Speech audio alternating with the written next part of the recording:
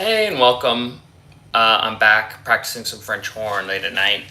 Tonight I was thinking of working on some low register stuff, so that's what I'm going to be up to. Um, I think I'll start with like full range stuff and then focus in on our articulation. Low register articulation is kind of a difficult thing, so we'll just start working on that.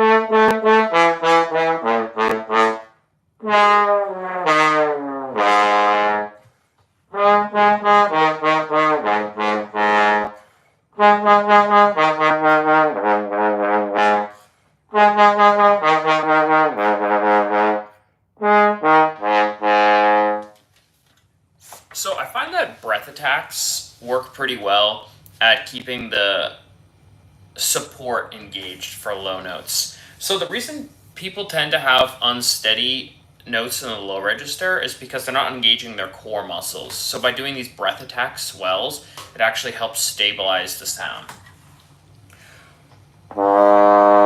It's like really useful for stuff like if you're playing Shostakovich 5 or Rheingold, you know?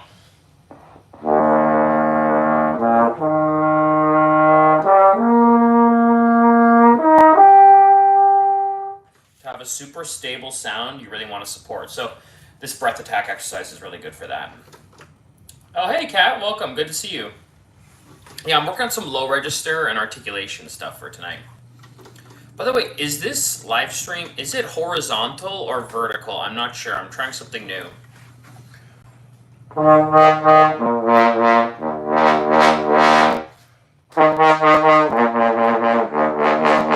So what I had just played is that arpeggio was actually from the opening of Rheingold, an opera by Wagner.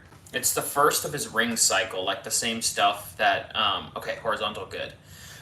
It's the same like topic that Lord of the Rings was based off of. So like there are a lot of like really similar character names in it, but essentially like Rheingold, the idea of this opera is that there's a river, the Rhine, and there's some gold in it that someone finds and then fashions into a ring, and it like has all these powers and stuff. So it's like basically it's like the first of I don't know Wagner's like 17 hours of opera, or I don't know 20 hours or something.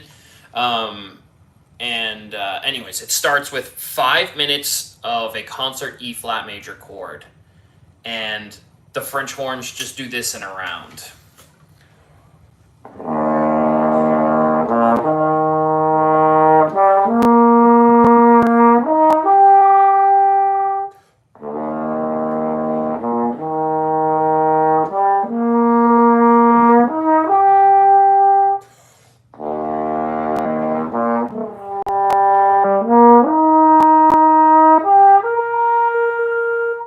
And then as it keeps going on, it has some of these like long jumps. So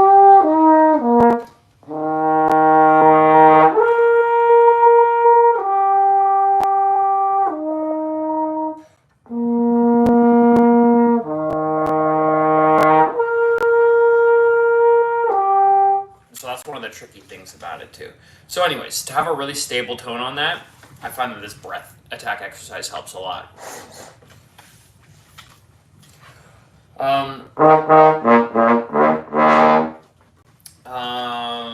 Yeah, let's see. So we just did B flat. So Harrison is asking about The chat disappeared. Let me find your.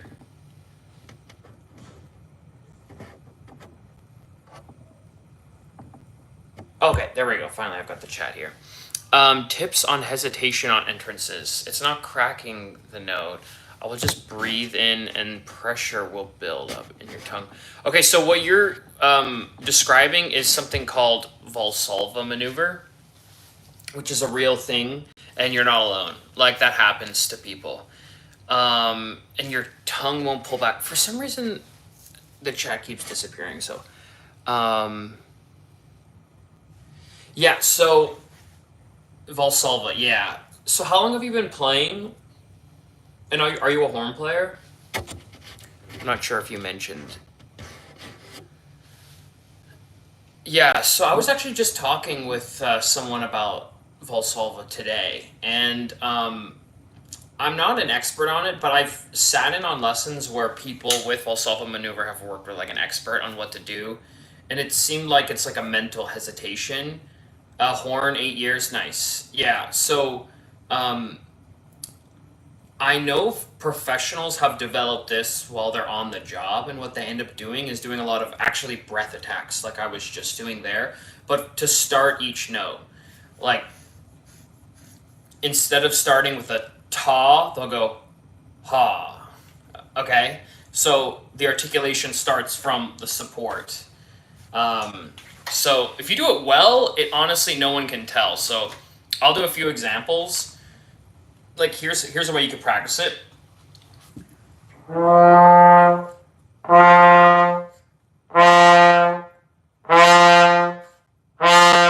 Harrison, did it sound like I used a tongue for that or breath attack?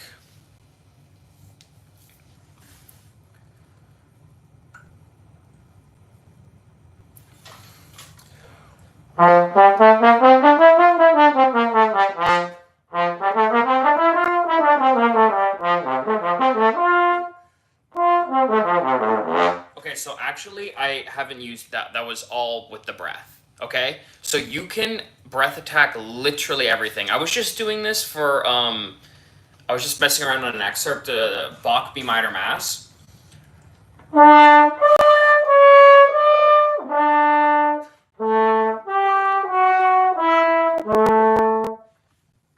All of that I did with no use of the tongue. So you can actually get away with not using your tongue while you're figuring this out. And one of my teachers was Andrew Bain at Colburn, and his whole deal is that articulation happens from the tummy area. Articulation is completely down here, right? No, none of it happens with your tongue, basically. You use it for Firebird finale solo performance. Oh, nice, yeah, great solo. No, I feel like that's totally do what you got to do while you're figuring this out. So yeah, do what you got to do. I use it for Pavan.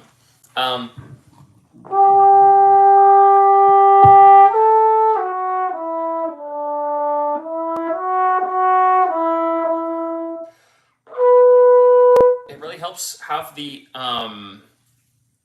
I don't know. It helps you kind of like sneak in there too for like softer entrances. Breath attacks are like super great. I know people. I've heard that someone in the Chicago Symphony used breath attacks like for like a majority of entrances they ever did. I personally use it all the time because I find it helps me play healthier. I'm not sure. I'm not an expert in like fixing the Valsalva maneuver, but I think breath attacks would be something great to develop, and it will help you anyways while you're figuring that out.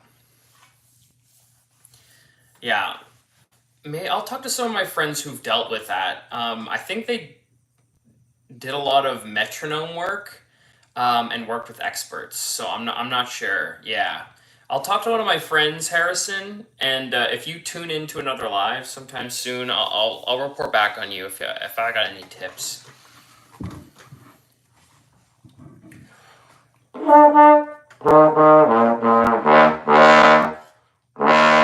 Okay, breath attacks in the low register.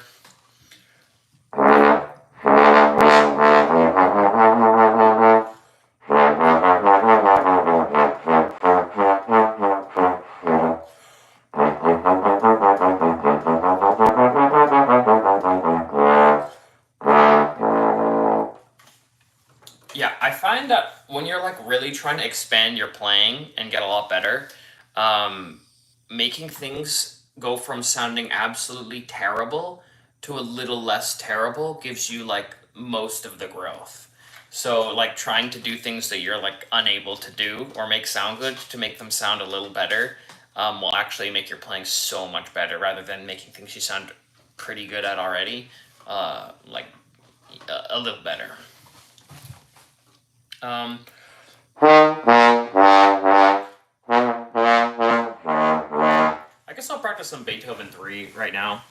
Um, Something that the hardest part of that usually Beethoven 3 is usually the last three notes. When I'm working on the second horn part.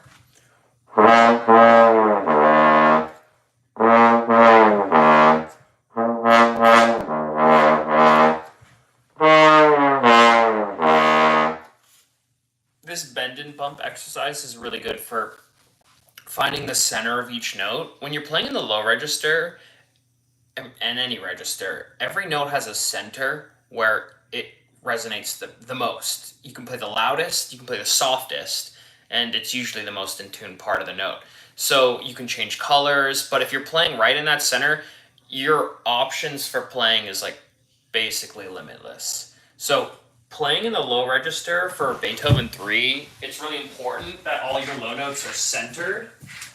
So I'm going to do this bend and bump exercise and show how I do it for Beethoven 3.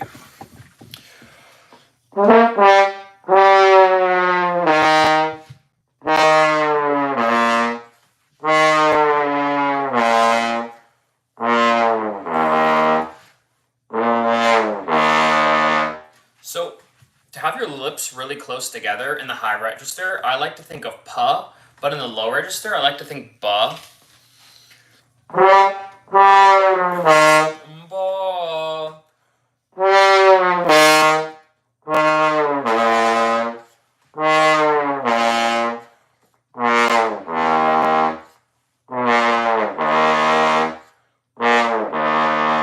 So that, and then slowing down the air. The way we change notes on horn, to play higher, we speed up our air, and to play lower, we slow it down. So last thing you gotta do is warm up the articulation, the coordination. So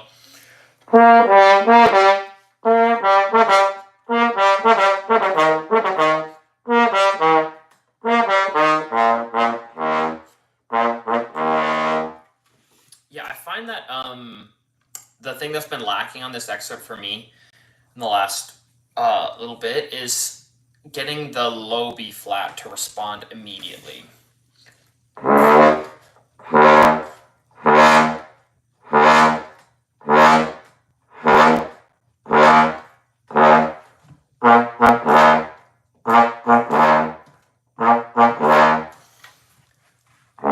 going to try this breath attack version.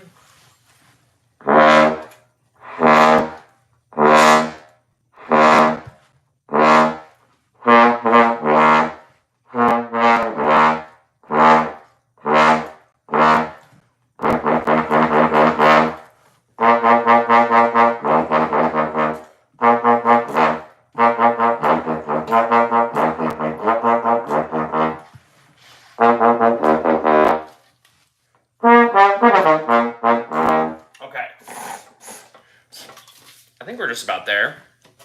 Last thing I do to practice this, normally I go through like a routine. If I want to sound my absolute best on an excerpt, I don't just run it. I do these like short exercises first. So I'll also flutter tongue, or I'll blow through the back of the mouthpiece, this excerpt. So here's through the back of the mouthpiece.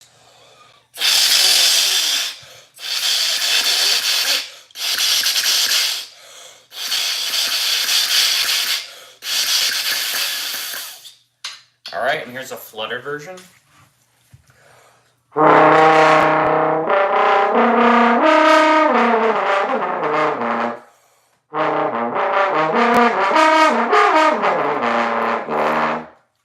Okay, cool. And now I'm going to do a huffed version, so no articulation on it, and I'm still going to do it on natural horn.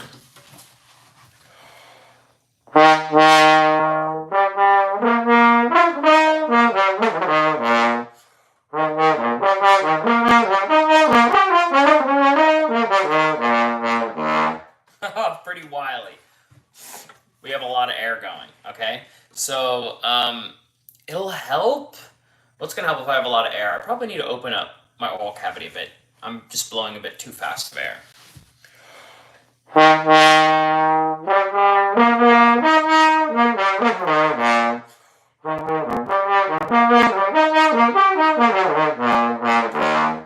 Okay, now things are working pretty good, and we haven't even introduced the articulation or our fingers, which are going to make it way easier. So let's try the articulated version. Still on natural horn.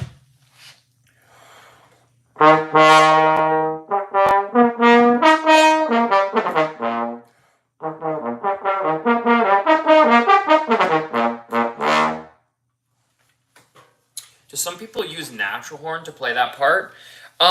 Generally no, but some people are like freaks where they can just do it and it sounds better on natural horn than on regular. But sometimes it's good to play some of these notes on mostly one because it's in tune.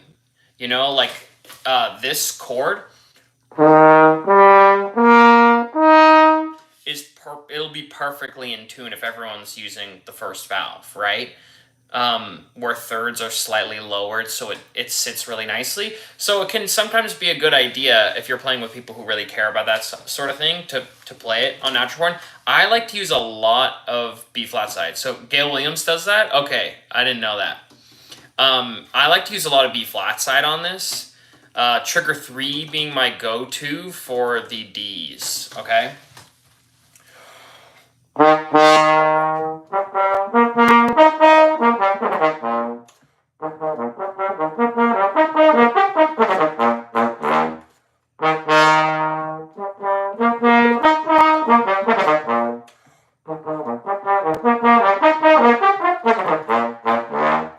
Except for the second half of the phrase, I'm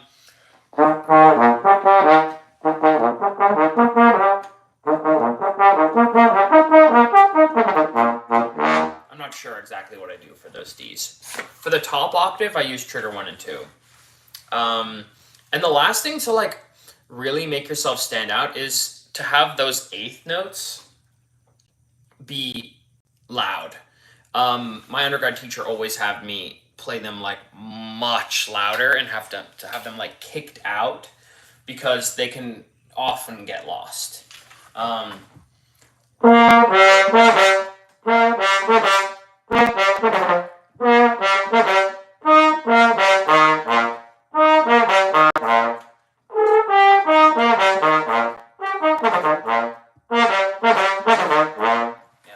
Doggo, doggo. Okay.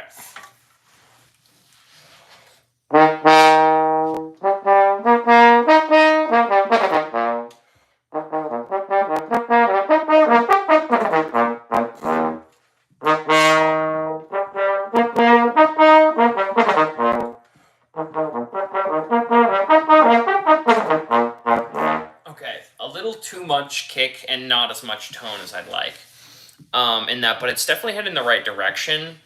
So I went to school in all these different places and got all these different like methods of playing horn, but I find this excerpt sounds the best when it's most aligned with how I learned in undergrad, which was by having really specific vowel positions for it. So for low notes I go toe, and for like middle register notes I go TAW, like taw, like TAWH, like maybe what are you talking about? Taw, taw.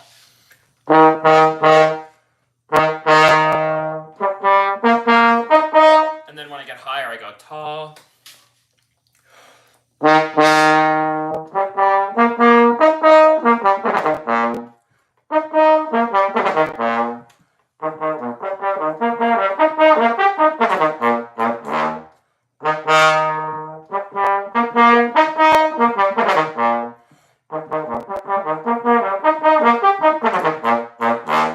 And then the last thing to like sound super professional is to have every single articulation be clear as heck. But that's one of the trickier things to do.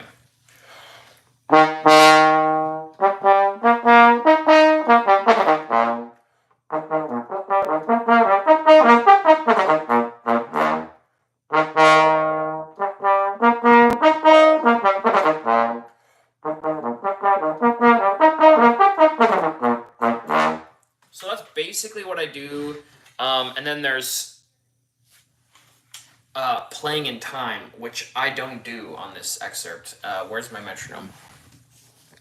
This one, I oftentimes rush or drag, and it's tough.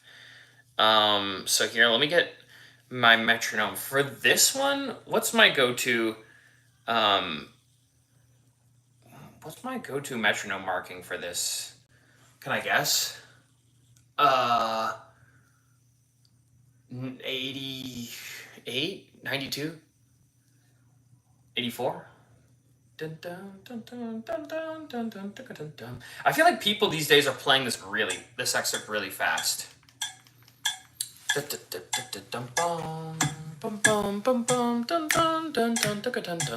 It's I play out of time usually at the eighth notes.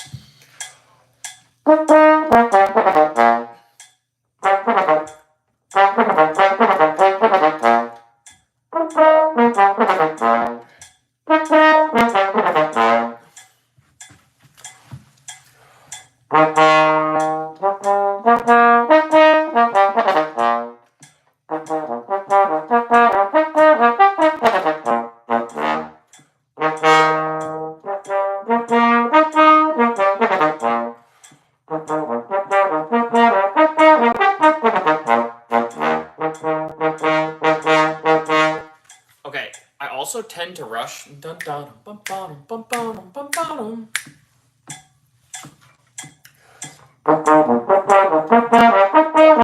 It's like the second and third one I rush a lot.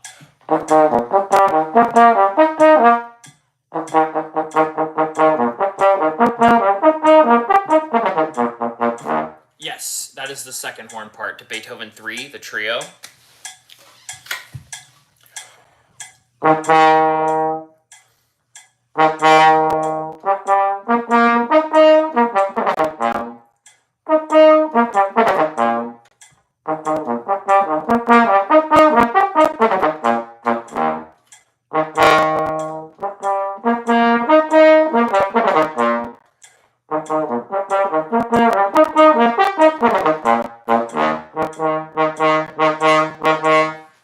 I think it's also interesting to see what I'm doing with my jaw.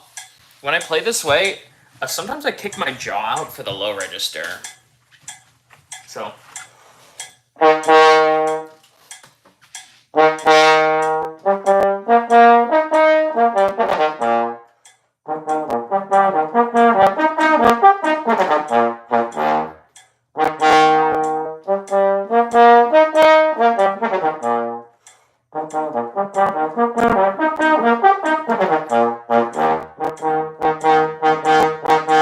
Yeah, I feel like most people play this excerpt a bit faster. But yeah, the toughest thing for this one lately has been playing the last two bars in time with quality articulations.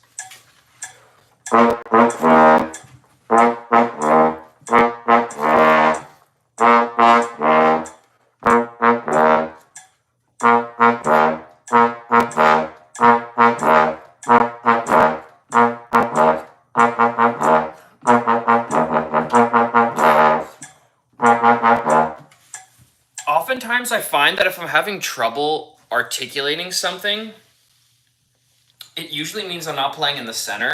So I'll check my intonation here. I was just playing with a 442 orchestra, but now my orchestra plays a 441. So forgive me. Okay, so this is 441. I gotta move my slide back a little bit. Wow, this is sweaty work. Beethoven 3. I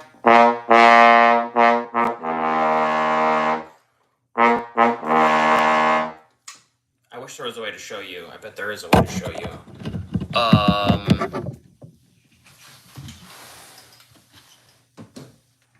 You can see the happy face.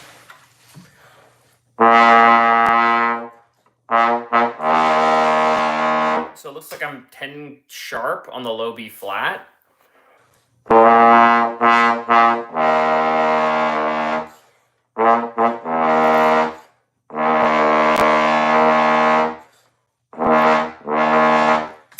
try to see if I can do a couple like breath attack exercises to see if I can hit the low B flat right on the money from the start of the note. That I think is like an impossible thing to do. If anyone has the tonal energy app, there's like this analysis part where you can see if you hit the note like above and you come to in tune or below and you go to in tune. I like have never hit in tune from the very beginning of a note all the way to the end of a note. I don't. Has it ever been done? My friend did it once, but yeah, I don't know. Is it possible? We'll see. Maybe that's how you get a beastly low B flat. So first, let me check my other register.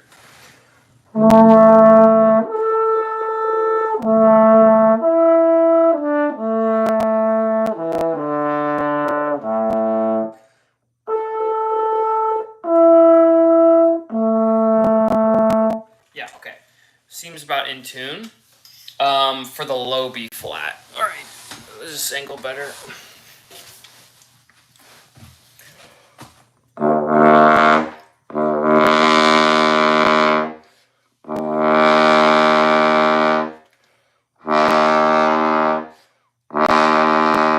Okay, cool.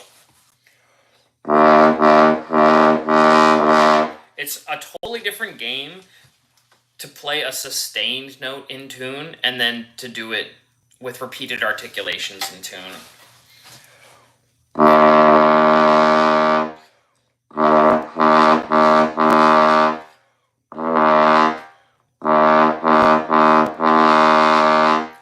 Okay, so you need a ton of air for low notes, and it needs to be really consistent. So the articulation has to be quick and not get in the way of the airstream, especially when you're playing low.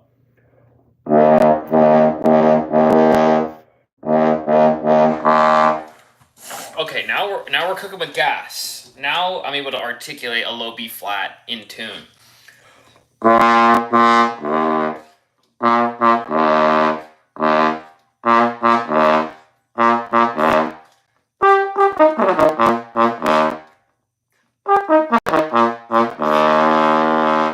Now I'm scooping. Okay, we've gone the other direction, which is good.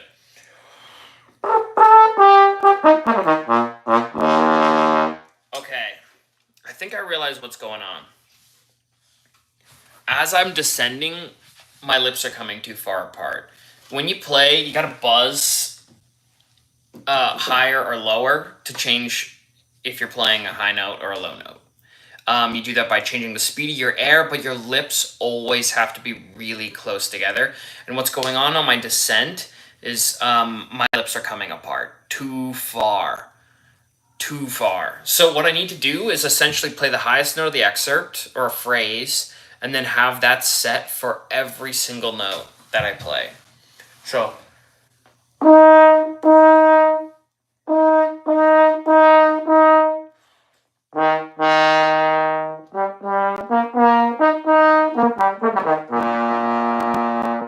I'll leave the tuner up so it's you guys can all see if it's happy or sad.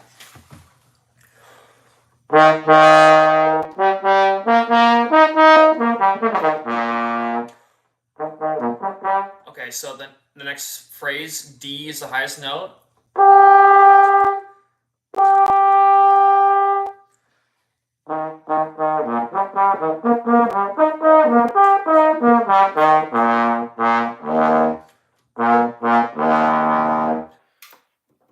Different sort of game to play that low note with your lips really close together. I think maybe when I was doing those exercises, my lips were too far apart or getting blown apart, and so it's not going to translate to that excerpt.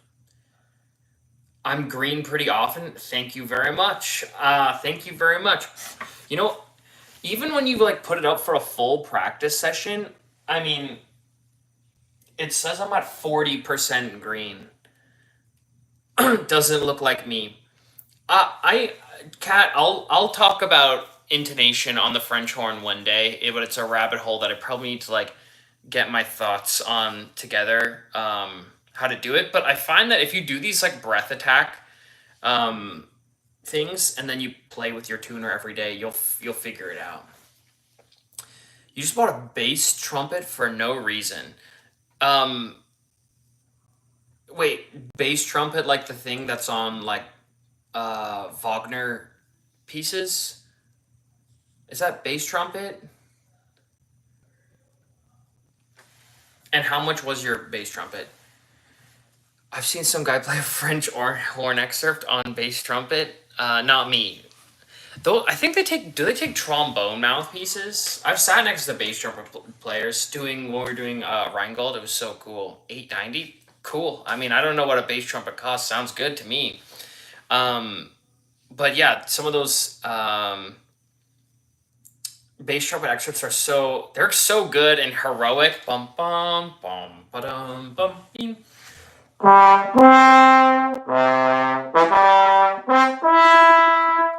just gotta play super bright. Oh man, I think that's the sword theme from Rheingold. Anyways, back to the low notes.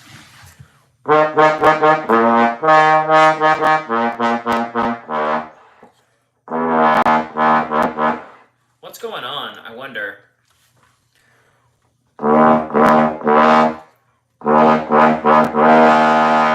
So, in the low register, everything has to be really relaxed, but because of that, you need some structure somewhere. So, inside the mouthpiece has to be like ridiculously relaxed, but there needs to be structure. Bass French horn needs to exist. I swear there was like a video that was like 15 years ago of some guy playing a bass trumpet with bass French horn, which looked like the biggest thing ever. Yeah, but it's one of one. I've never even seen it. I don't even know where it's from. So when you're playing low notes on horn, you have to have a lot of structure in the corners, and then even in like these chin muscles, I like to firm them up too to make like a triangle of stability. But then you also have to keep your lips really relaxed, and then you put your mouthpiece. There could be a lot of pressure, and it's actually good for the low register, but only on the bottom lip. Your top lip has to be free to vibrate. So some people kick their jaws forward, but anchoring your mouthpiece on the bottom can really help for low register articulations. Like if you're doing Mozart, these repeated articulation things, it actually really helps to stabilize the mouthpiece on the bottom lip. You've been wanting to hit a low G for a while, but you need to work on your high range. Yeah, I mean, whatever you work on gets better generally. Um, for me, I just hit, I think, my lowest note recently, or like that I've been able to perform. I recorded an arrangement of Frieren, this song from Frieren that has like a like a brass chorale in it, and I played a pedal D because it was a tuba part. Um,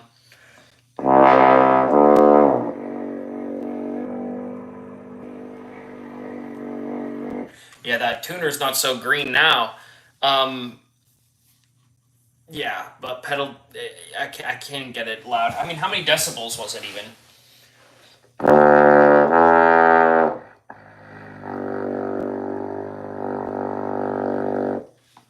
89.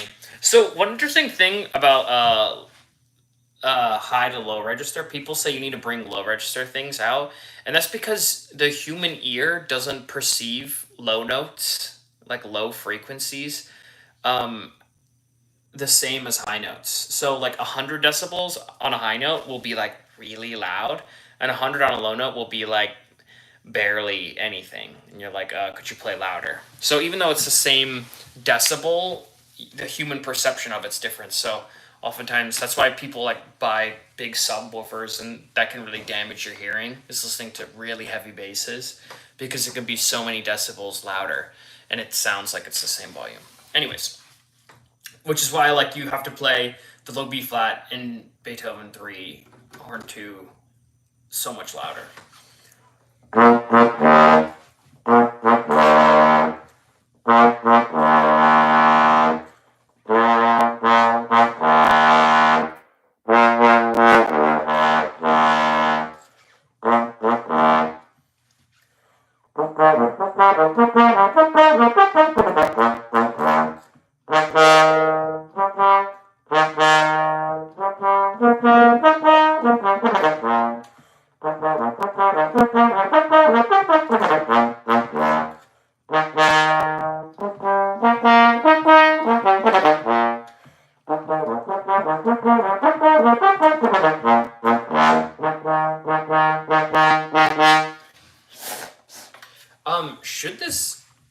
excerpt to be brassy?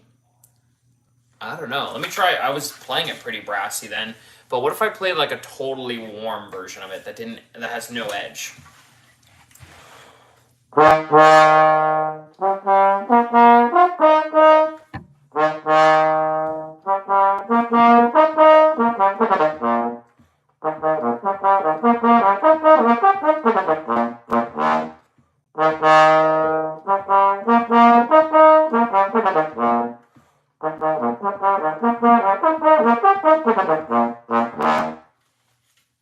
Okay, so that actually helped. That helped with something because I think I've been overblowing in the low register, which is like one of the worst things you can do. Then notes just kind of fall apart and sound a bit too bright. So yes, okay, let me try like an even warmer sound. Let's see if we can go even further in that direction.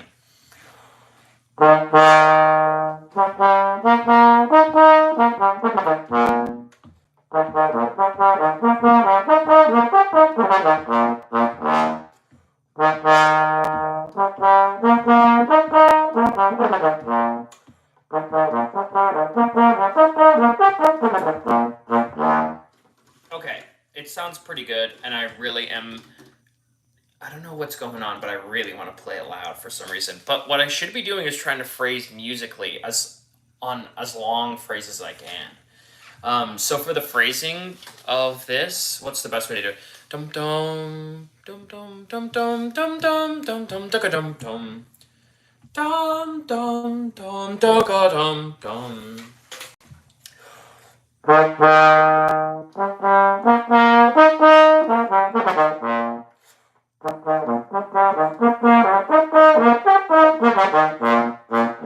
So the loudest note of the second phrase will be all the way to the low B flat, but it'll be kind of bum bum bim bim bim bim bum bum.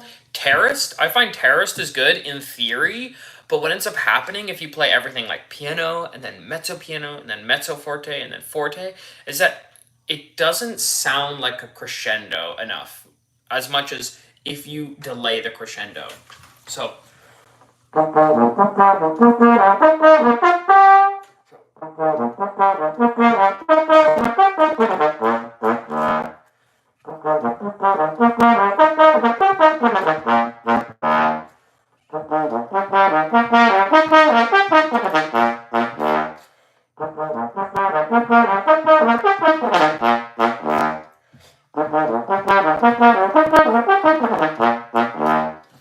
and that's too fast. But yeah, the phrasing of this second one's kind of tricky.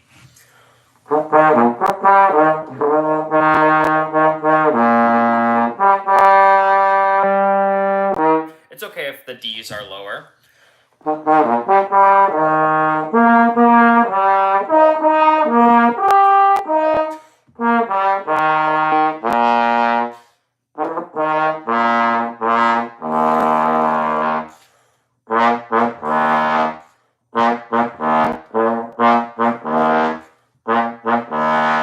Okay, dark and supported.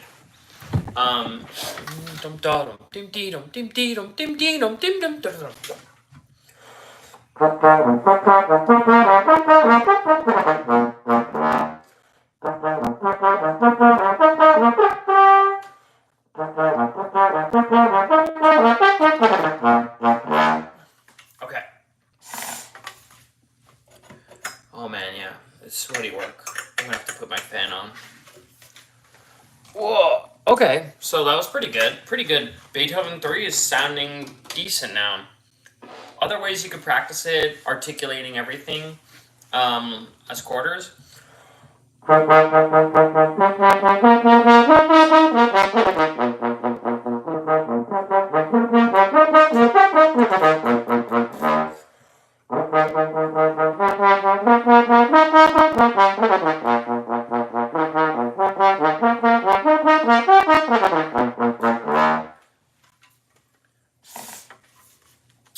Yeah, that was enough Beethoven 3. Anyone else working on some low horn excerpts? Mahler 1 is a good one. It's been a while since I've worked on Mahler 1, honestly. Um, so the lowest note we almost ever play is low F. And it comes up in this excerpt 4 times. So how do we warm up our low F? I like to do like a bending exercise. First, maybe play some chromatic notes.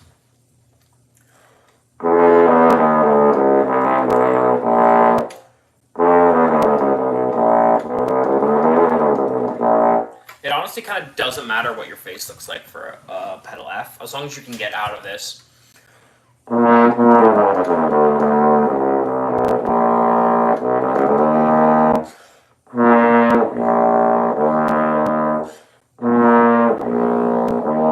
So Mahler 1, this low 2T excerpt, it's Frere Jacques in minor.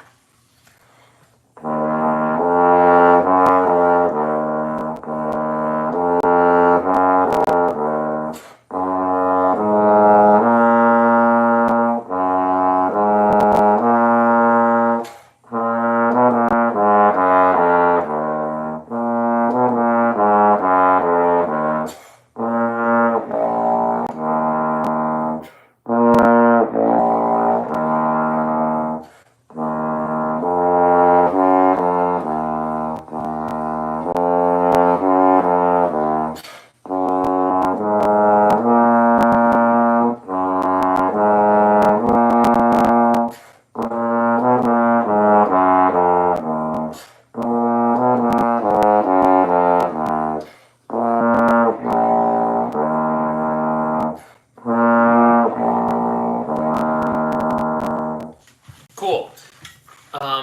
It's really easy to play this excerpt too much, but also I find that some people will try to play it too soft and then have like trouble navigating the excerpt. So let's check it out here.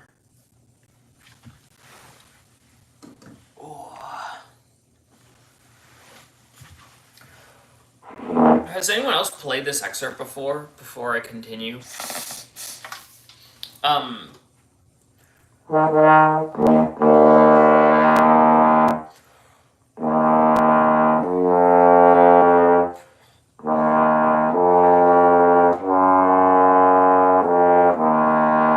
is Mahler 1, Mahler Symphony 1.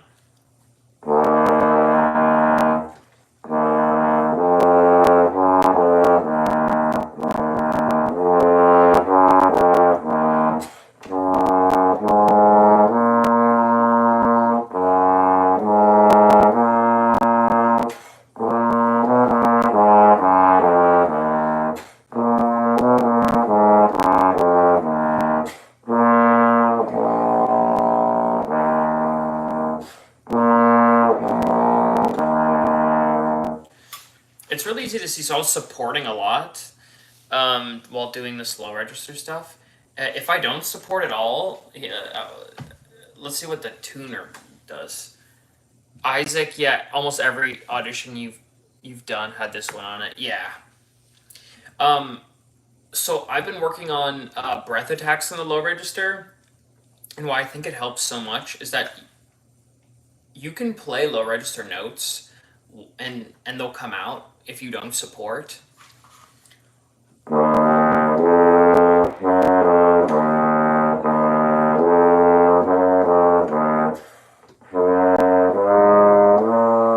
the tuner will just be absolutely going insane. So the way to sound with a really stable tone and play in the center of each pitch has to be a really well supported, even when it's soft, even when it's low. And I feel like that's kind of the key to playing this one consistently well.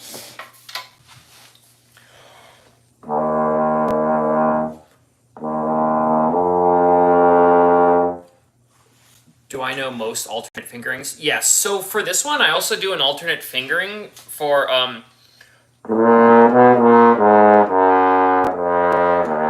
So for low C, I do it on trigger 1 and 3 because it helps. It's less bumpy.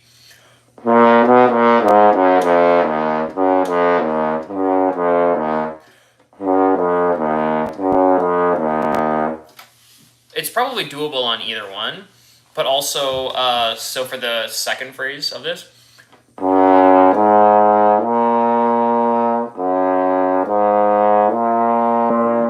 I do it all on the B flat side, but then I switch to the F side on the next F because it's much smoother. 1, 2, 1.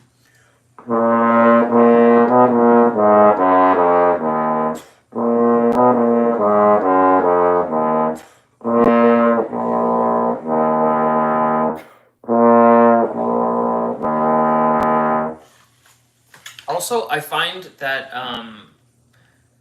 the breathing for this, it's easier to just like cut things off by an eighth to do it.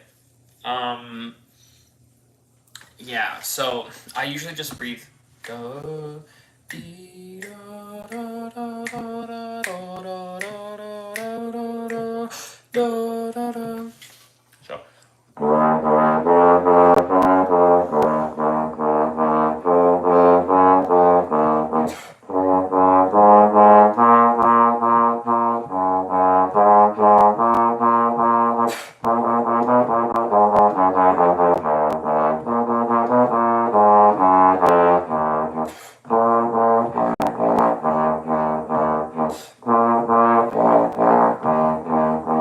That was breathing a 16th, but I don't know if that works as well as an eighth. Let me try breathing for a full eighth here.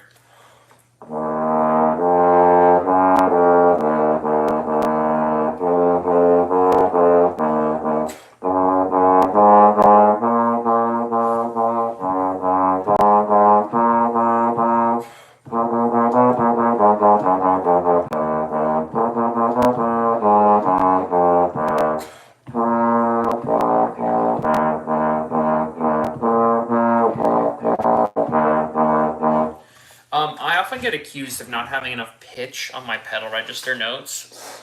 So, does anyone know what to do about that?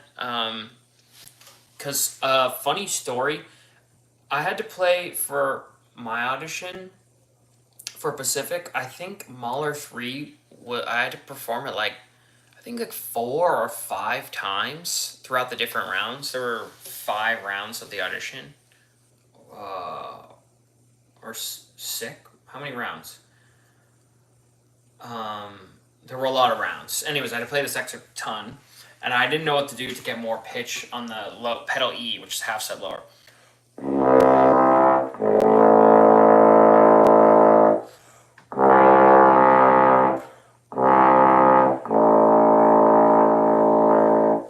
And so they kept asking for more on it, and I actually turned my bell at the screen for the last 4 notes of the excerpt. So I was like, but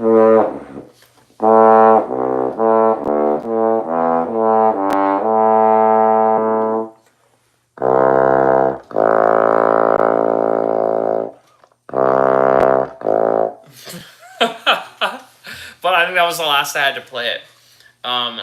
So I don't know if that's if anyone's had that experience. Do you choose the things you play for auditions? Sometimes like a solo. Sometimes they'll give you an option. The illusion of choice. They'll offer you like 2 solos you can choose from. But usually an audition is like 20 to 40 pieces of music, and they just say prepare all of these, and then you'll show up and you'll have to play most or sometimes all of them.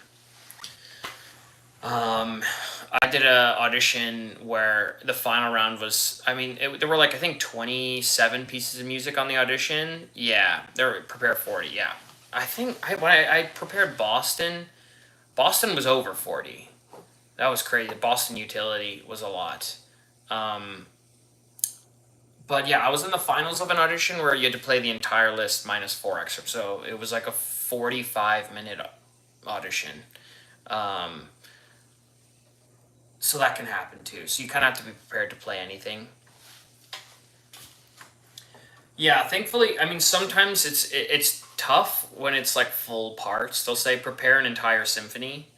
You thought you had to play like 4 at most. Yeah, not really. Maybe for like a sublist audition, they'll tell you to prepare like 8 different excerpts or something, and then they'll maybe ask for 4 or 5. But for a tenure track orchestra job, um, yeah, you have to play a lot. I mean, the first round is typically a solo and a few excerpts, less than 10 minutes of playing. Semi-final round is probably less than 15 minutes of playing, and then the final round is like anywhere from 4 excerpts to 25. I don't know. That's the most I ever did. Yeah. For Pacific, I had to do the orchestra audition that I won. You get a break in between. You get long breaks in between. At least like 90 minutes, because they're like auditions start with, I don't know, anywhere from like 60 to 100 candidates generally. So like the first day they'll just listen to 100 people play the same 5 pieces of music, and then the second day they'll advance certain people, and so there'll be like, I don't know, 15 people in the semifinals, and yeah, and then they'll play, and then that'll happen over 4 hours, and then there'll be like around 4 people in the finals maybe, and then they'll play, and then sometimes they'll have even more rounds, the super finals, or section rounds. I don't think I've ever done a section round, but yeah. Anyways, that's how auditions work. Back to Mahler 1. So I've been thinking about practicing in the low register, and in all registers lately. I've been trying this like X-ray thing, which is I like to just think about what my face, or like observe what my face has to do to play it really well, and so I'll do chromatic things in between everything. One sec, Isaac's saying something. Yeah, that does make sense, Isaac. I feel you. Can I get this chat to stay? I don't know how to do it. You used to play tuba, and low scales would drive you crazy because they wouldn't sound right. Yeah. I feel that, Isaac, because some of it's tone and some of it's tune, intonation. Like, in order for me to play these pedal Fs in tune,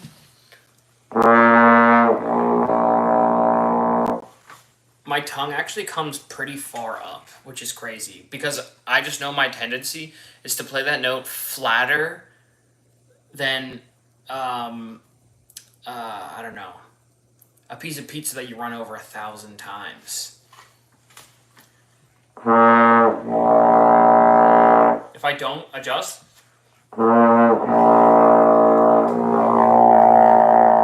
that's 40 cents flat.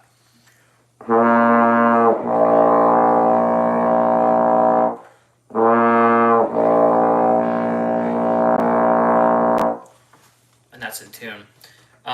Yeah, I feel that. But some of it is that, Isaac, as well. I mean, I feel that way sometimes, but it's usually because I just am used to playing out of tune. I'm just so used to playing everything out of tune that in tune sounds weird. I have a decent ear now, but I can hear things perfectly. I can hear when things are wrong, but I can't always hear if things are sharp or flat. So what I usually do is, like, if something's not right after rehearsal, I'll take out my tuner for myself, and then I'll play through some of the things that didn't sound right, and I'll see if I'm doing anything weird. And if I do, I'm marking my tendencies. So, okay.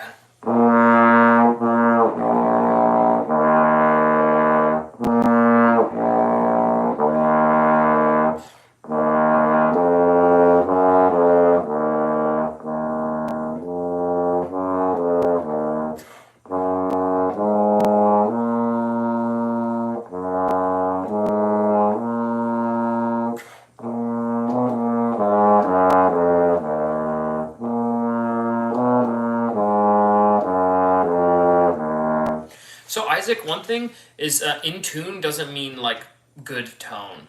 Like, I can play really in tune with a tense, terrible sound. Uh, it's totally possible. So it depends on like what you're going for, and they're like, if you just strive to play everything perfectly in tune and perfectly in time, it leaves a lot of other things on the table. Do I like high range or low range more? I think I like the low range more. Uh, it's like it's way harder to miss a note. Like the closest note I could miss from this pedal F is an octave higher. So I'd have to miss the note by an octave in order for me to miss it. So it just feels secure, and your face has to be really relaxed for it. Meanwhile, on the high register, it can feel like going on a tightrope. But the thing about high register is that it's really fun to just like absolutely blast away up there. And you get to play solos generally in the high register, not in the low. So I don't know. It depends. I feel like you got to be able to do both to be a professional. Like if you're playing Star Wars, you have to be able to play a high B flat. I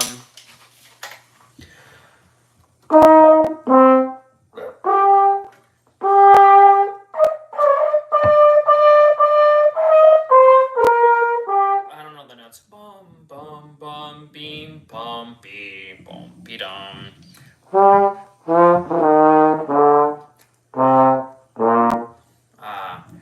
I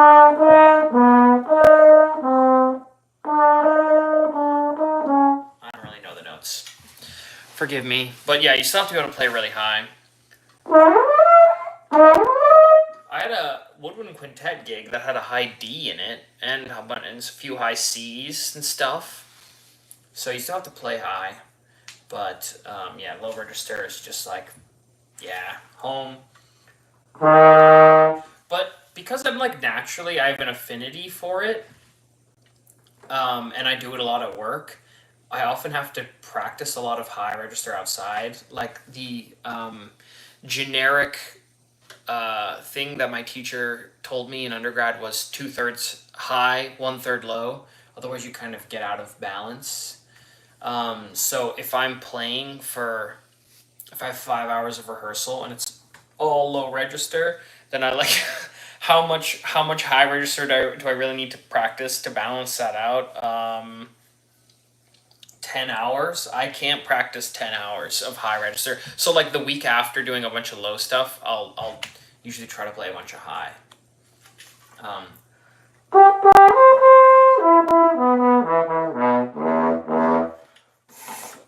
Let me do some Fidelio maybe. I think something that's been missing from my playing is having really clean, beautiful attacks on everything. Cat. I don't. Okay, wait. Yes. Um. Usually, mostly through my warm up, I'm able to high consistent. Yeah, and then the longer you play, the harder high notes get. Cat. Usually that's from fatigue, but yeah, same.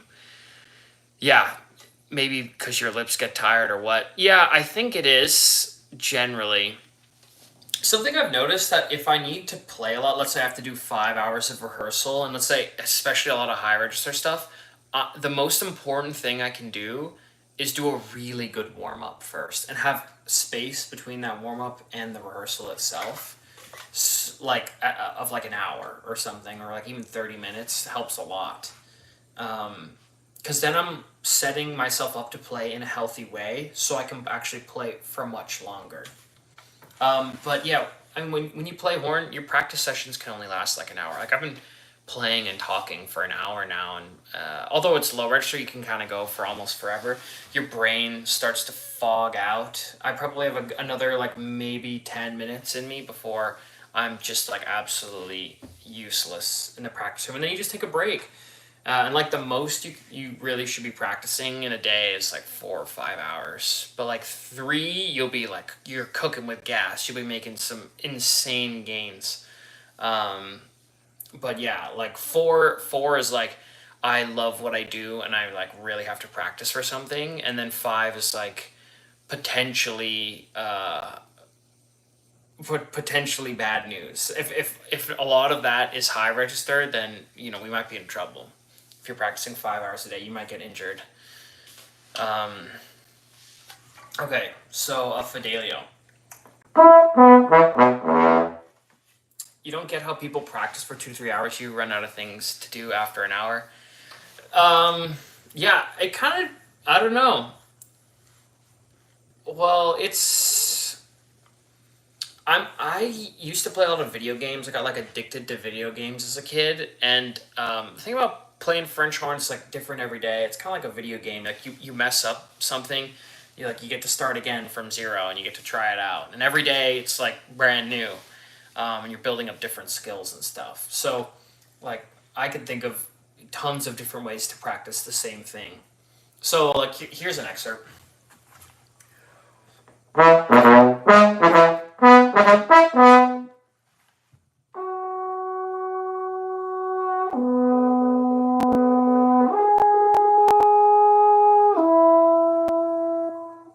And just looking at the tuner, I'm like, okay, I have so much to practice. There are all these tendencies that I could write in, you know? So I was sharp on the first two notes, and then I was flat on the third. So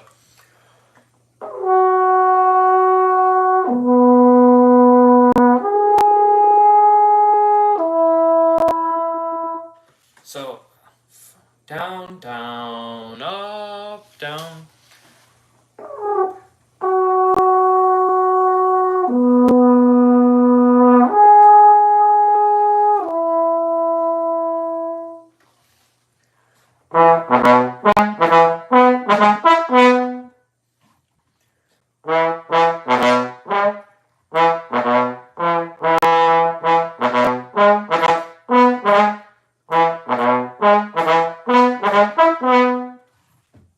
And then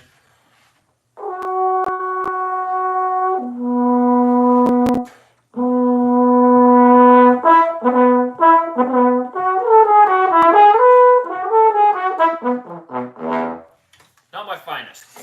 So I like to practice this one fluttered a lot.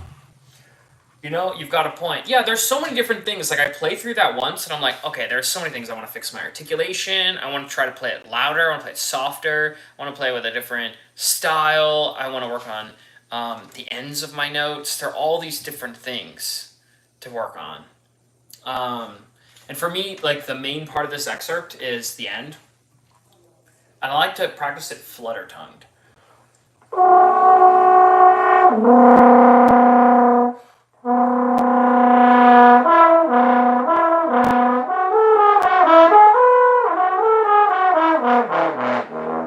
And so phrasing is really important for this as well. Oh, anyways, with that, I'm going to end the stream. So thanks for tuning in. I really appreciate it. Take care.